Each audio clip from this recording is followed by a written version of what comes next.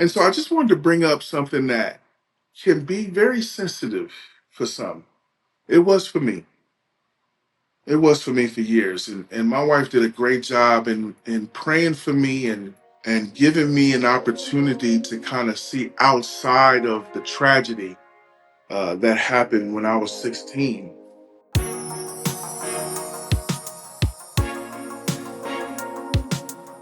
Hey, everybody, welcome back to the Transitional podcast. My name is Barry Harper. If this is your first time, I'm very thankful and I'm very humbled that you're here. Just flat out, I appreciate you for being here. This is a bonus episode. Again, we haven't started season 2 yet, but this is a bonus episode. This is something I believe God has laid on my heart and my spirit to talk about. It's relevant to our families. This is something that has helped me throughout the years as we get closer and closer into the holidays. And this is something that I believe will garner excitement not only for the holidays, but for our family members. And I know that's hard to believe. Some of you said, man, you don't know my family members, Barry. I'm not sure if I'm not sure if anything can garner excitement. Well, let's test that out, right? What we're going to talk about today is culture. And we're talking about family culture around the holidays. And I tend to stay away.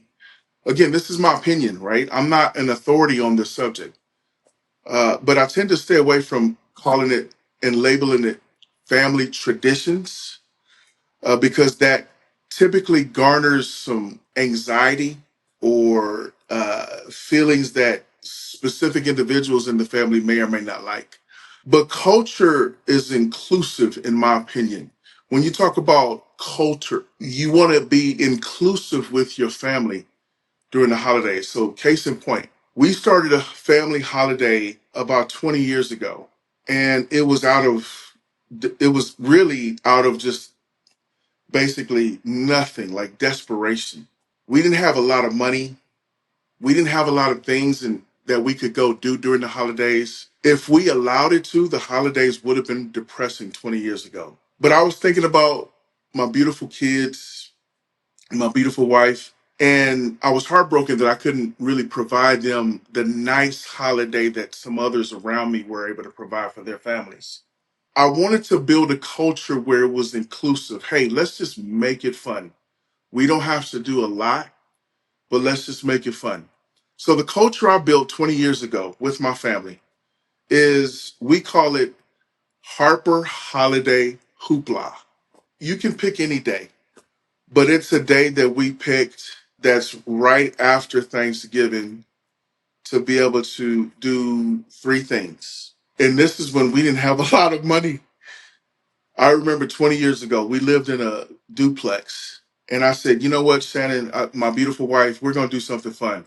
So we got up, we went to Starbucks or any coffee shop, your favorite coffee shop. We got a coffee, that's one. We took the kids, got up, let them pick out their favorite ornament for the tree. That's two. And then three, we would come home, pull out the tree, decorate the house, and put the new ornaments on. That's three.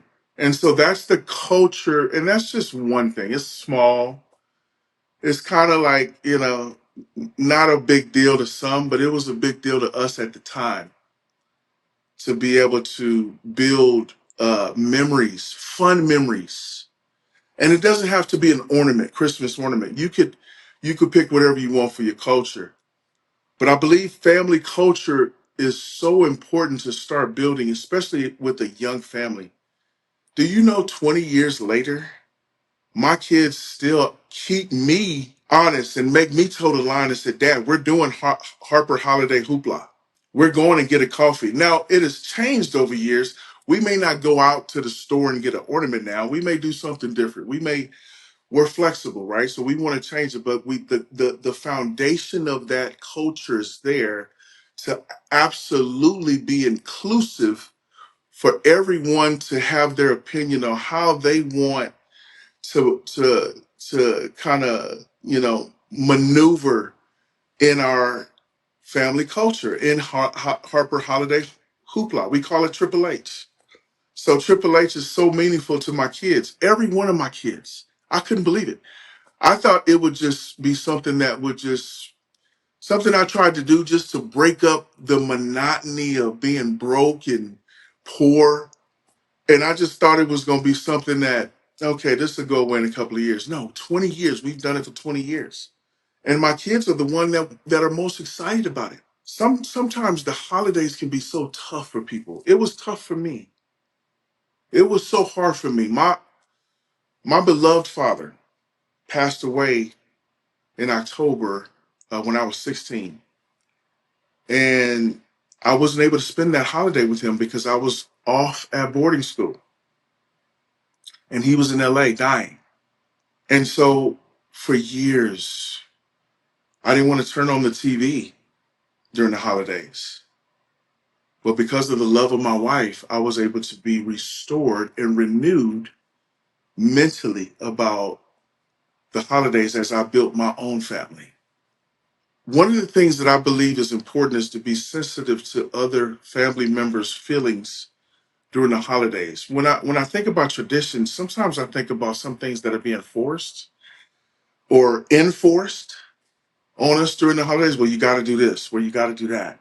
Well, we always do this. Well, we always do this. But when we think about culture, family culture during the holidays, what's your family culture?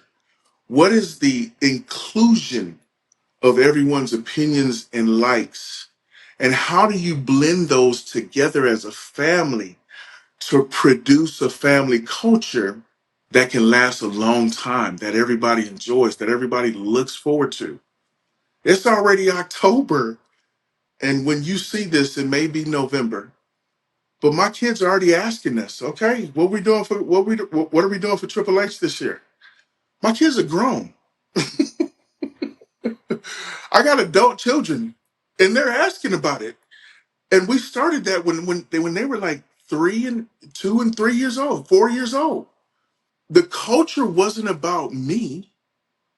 The culture was about being inclusive so that they all can have a say and a piece of enjoyment for that time, for the holidays, for the season. This season, I believe, is meant to be enjoyed by all because of love. I believe love is one of the, at least for me, one of the most important elements during this season. I want to be more. Uh, I want to be more intentional about serving during this season. I need to get better at that. I need to get better at serving more outside of my comfort zone during this season because of the need of love. So, what's your culture this year? You may be starting a family or you may have had your family together for years, but I challenge you to think about your culture and not just traditions. Well, Barry, are you saying traditions are wrong? No, I'm not saying that at all. If it's healthy traditions, then what's the problem in that? But I tend to lean towards thinking about what's my family culture? What are we as a family collectively enjoying together during the holidays? Typically, it includes board games too. I'm not saying you don't do that right now. Most of you probably are. In order to bring us nearer and closer to each other as a family, which is that unit that is so important in these days, this day and age, we have to be intentional about inclusion for each member of our family. And I'm talking about immediate family, where we can continue to grow together and listen to each other during the holidays, serve each other during the holidays. Our culture includes a level of serving each other. I want to do something for my family member. I typically want to do that every day, right? But during the holidays, we want to just continue to amplify that servitude and amplify that love by showing others love outside the family, by showing and serving others. That could be part of your culture. We're going to serve together as a family and provide a need. And so I just wanted to bring up something that can be very sensitive for some. It was for me. It was for me for years, and my wife did a great job in praying for me and giving me an opportunity to kind of see outside of the tragedy that happened when I was 16, to be able to have a new perspective, right? And she did it through love, not through force.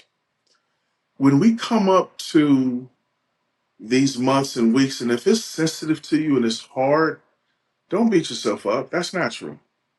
Not natural to beat yourself up, but it's natural to have those feelings. But understand that God loves you. God is with you. We may not understand why God allows certain things to happen. I know I don't all the time. But there's something about the King that wants to show you love during those times and will send you a solution, send you someone to care for your heart.